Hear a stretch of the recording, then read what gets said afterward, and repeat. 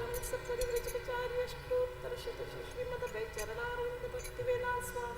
Bhaktivedanta Swami Srila Prabhupada ki Ananta Koti Vaishnava Vrinda ki Jai, Srila Haridas Thakur ki Jai, Pensa Kaho Sri Krishna Chaitanya Prabhu Nityananda Shri Advaita Gadadhara Shivasari Gaura Bhaktaranda ki Jai, Sri Sri Sri Vrindavan Dham ki Jai, Navadvip Mayapur Dham ki Jai, Jagannath Puri Dham ki, Ganga Mai ki, Jamuna Mai ki, Bhakti Devi ki Jai, Harinama Sankirtan ki Jai, Hare Krishna Mahamantra ki Jai. All glories to the assembled devotees, all glories to the assembled devotees, all glories to the assembled devotees.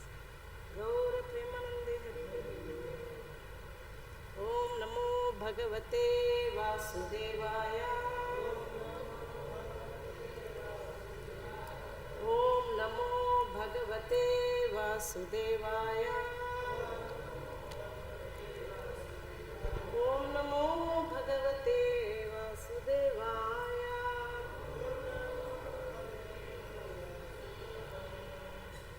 Reading from chapter 5, which is entitled Karma Yoga, Action in Krishna Consciousness. Verse number 2.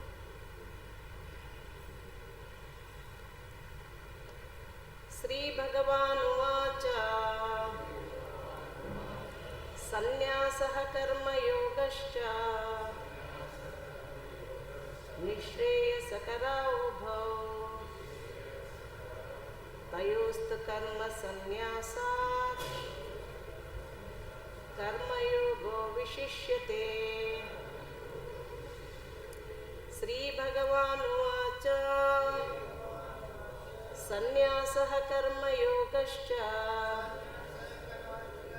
Nishreyasakara Ubhau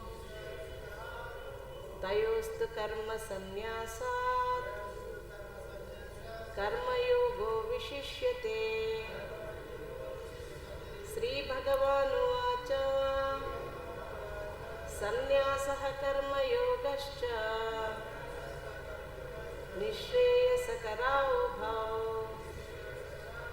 Tayost Karma Sannyasat Karma Yogo Vishishyate.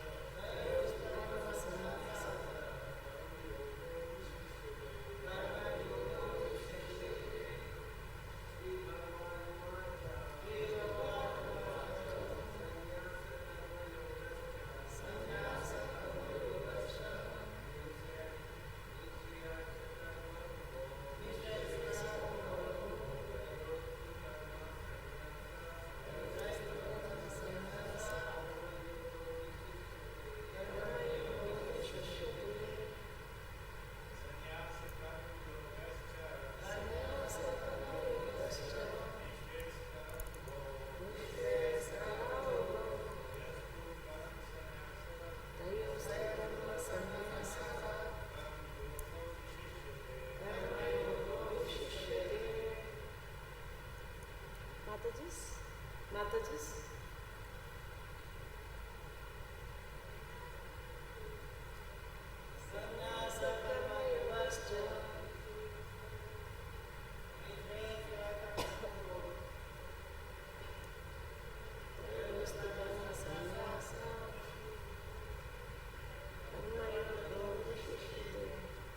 Sri Bhagavan Uvacha, the personality of Godhead said, Sannyasaha, renunciation of work, Karma Yogaha, work in devotion, Cha, Sakarav, leading to the path of liberation. Ubhav, both, Tayoho, of the two, tu, but, Karma Sannyasat, in comparison to the renunciation of fruitive work, Karma Yogaha, work in devotion, Vishishyate, is better. The personality of Godhead replied, the renunciation of work and work in devotion are both good for liberation, but of the two, work in devotional service is better than renunciation of work. Once again I'll read, everybody can repeat. The personality of Godhead replied, the renunciation of work and work in devotion are both good for liberation, but of the two, work in devotional service is better than renunciation of work. Purport by His Divine Grace, Srila Prabhupada Ki Jai. Fruitive activities seeking sense gratification are cause for material bondage. As long as one is engaged in activities aimed at improving the standard of bodily comfort, one is sure to transmigrate to different types of bodies, thereby continuing material bondage perpetually. Srimad Bhagavatam 5.5.4-6 confirms this as follows. Nunam pramattah kurute vikarma yadindriya pritaya prunoti natsadhu manyeyata atmanoyam ashannapi kleshada sudeha parabhavastavad bodhajato yavanna jignasata atmatattvam yavat kriyastavad mano vai karmatmakam mena sharira bandhaha evam manah karma vasham prayunkte avidyayatmanyam upadhiyamane pritenna yavan mai vasudeva namuchyate deha yogena tavat. People are mad after sense gratification and they do not know that this present body, which is full of miseries, is a result of one's fruitive activities in the past. Although this body is temporary, it is always giving one trouble in many ways. Therefore, to act for sense gratification is not good. One is considered to be a failure in life as long as he makes no inquiry about his real identity. As long as he does not know his real identity, he has to work for fruitive results for sense gratification.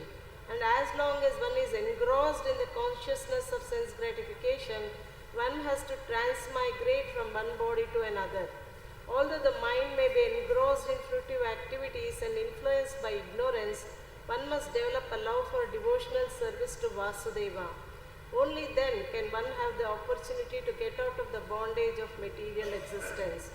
Therefore, jnana or knowledge that one is not this material body but spirit soul is not sufficient for liberation. One has to act in the status of spirit soul. Otherwise, there is no escape from material bondage. Action in Krishna consciousness is not, however, action on the fruitive platform. Activities performed in full knowledge strengthen one's advancement in real knowledge. Without Krishna consciousness, mere renunciation of fruitive activities does not actually purify the heart of a conditioned soul. As long as the heart is not purified, one has to work on the fruitive platform. But action in Krishna consciousness automatically helps one escape the result of fruitive action, so that one need not descend to the material platform. Therefore, action in Krishna consciousness is always superior to renunciation, which always entails the risk of falling. Renunciation without Krishna consciousness is incomplete, as is confirmed by Srila Rupa Goswami in the Bhakti Rasamrita Sindhu. Prapanchikataya buddhya harisambandhi vastunaha mumukshabhihi parityago vairagyam falgu kathyate. When persons eager to achieve liberation renounce things related to the Supreme Personality of Godhead, thinking them to be material, their renunciation is called incomplete. Renunciation is complete when it is in knowledge that everything in existence belongs to the Lord and that no one should claim proprietorship over anything. One should understand that factually nothing belongs to anyone. Then where is the question of renunciation? One who knows that everything is Krishna's property is always situated in renunciation. Since everything belongs to Krishna, everything should be employed in the service of Krishna. This is perfect form of action in Krishna consciousness is far better than any amount of artificial renunciation by a sannyasi of the Mayavada school.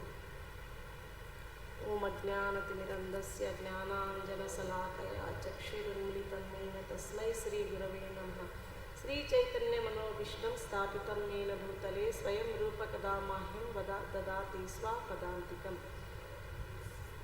Vandeham Sri Guru Sriyuta Padakalam Kamalam Sri Gurun Vaishnavamscha Sri Rupam Sagrajatam Sagana Raghunatamritam Tam Sajivam Sadvaitam Savadutam Parijana Sahitam Krishna Chaitanya Devam Sri Radha Krishna Padam Sahagana Lalita Sri Vishakham Utamscha He Krishna Karuna Sindhu Deenabandho Jagatpate Gopesh Gopika Kanta Radha Kanta Namostute Tapta Kanchana Gaurangi Radhe Vrindavaneshmari Vishabhana Sute Devi Pranamami Hari Priye Vancha Kalpatarubhyascha Kripa Sindhubhya Evacha Patitanam Pavanebhyo Vaishnavebhyo Namo Namaha Jaya Sri Krishna Chaitanya Prabhu Nityananda Shri Advaita Gadadhara Srivasadi Gaura Bhaktarunda Hare Krishna Krishna Krishna Hare Hare Hare Ram Ram Ram Hare Hare.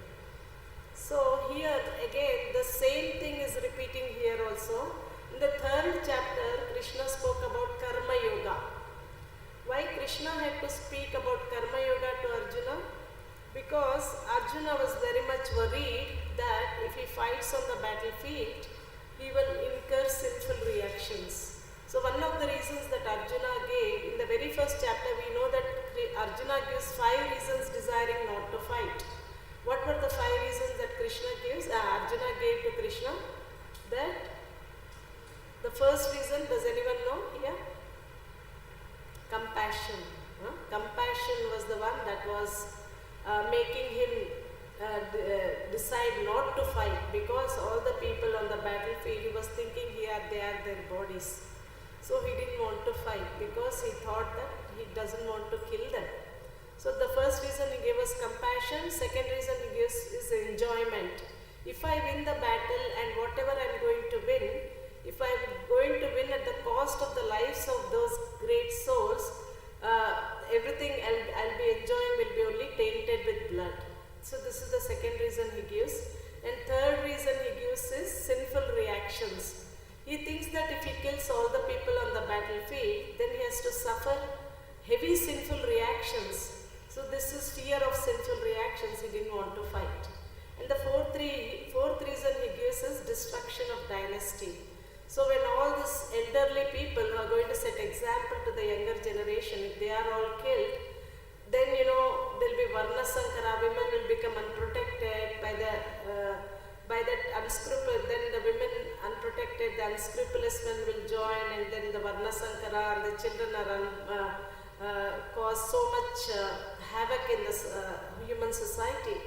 No community projects, offering of food and water for the forefathers will all be stopped. So he thinks that he doesn't want to be the cause of all this destruction of dynasty. The last reason he gives is indecision. After telling all this, still he is very much confused. He doesn't know what to do. At that stage, what does Arjuna do? He surrenders to Krishna. Karpanya doshopahatha svabhavaha prachami tvam dharma sammudha chetaha Yaksreyasyam nishchitam bruhitan me shishyasteham sadimam tvam prapannam. Now I am confused about my duty and have lost all composure due to miserly weakness. In this condition I am asking you to tell me for certain what is best for me. Now I am your disciple and a soul surrendered unto you. Please instruct me. So Arjuna surrendering to Krishna. So far Arjuna was thinking, Krishna was saying that, Arjuna spoke big things, compassion, enjoyment, fear of sinful. Now how come he is surrendering to me? Krishna was in the first Tamuvacha Rishikesha Prahasan Nivabharata Senayorvayor Madhye Vishidantam Vidam Vachaha. Then Krishna started to smile. Oh Krishna, Arjuna, you spoke all big things, now you are surrendering to me? So Krishna and Arjuna were equal level, friendship, Sakhyarasa. And suddenly there was, when Arjuna surrendered, Krishna became Guru and Arjuna became disciple. And then, of course, Krishna begins to chastise Arjuna, saying that Ashocyanam Vashochastvam Prajnavadamscha Bhashase Gatasanagatasanscha Nanushocanti Pandita. While speaking learned words, you are mourning for what is not worthy of grief. Those who are wise lament neither for the living nor for the dead. So, Krishna is telling to Arjuna that you don't know who you are, Arjuna, but you are talking like a big pandit. You don't know what is your true identity, and you are talking like pandit. Of course, Arjuna said that his fear of sinful reactions. So why is Arjuna's fear of sinful reactions? Because Krishna is telling him to fight, right? Then there is no reaction. He is not able to understand that. If he is acting out of his own accord, then he has to face sinful reactions. But if Krishna is telling him to fight, like I always give this example, on the battlefield, the superior generals, they are telling all the people in army that you have to go and kill all these people and come. And they abide by the authority and they go and kill all these people in the war field and come. Then they are given Bharat Ratna award. But that same person is going on the road, he don't like somebody, he killed him. They throw him in the jail. What is the difference between here and there? There he's been awarded and here he's thrown in the jail. What is the difference?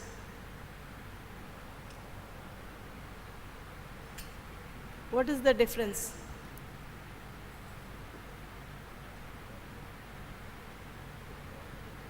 Here, yes, please tell. First one is service. How do you say it is service? Because authority has told them to do it, right? They are not doing what they felt like. They are not acting whimsically.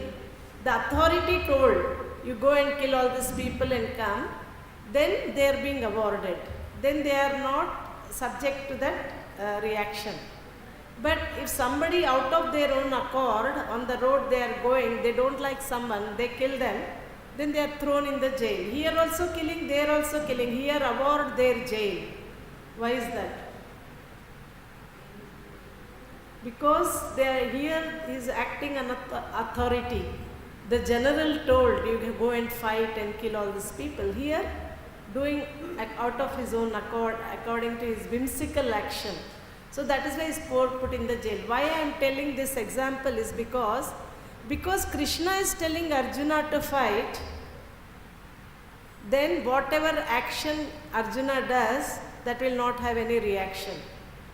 But if Arjuna out of his own accord, without Krishna telling him, he doesn't like someone, if he kills, then he has to face the reaction. Same thing for all of us. If we act anything for our own sense gratification, then we get reaction to that.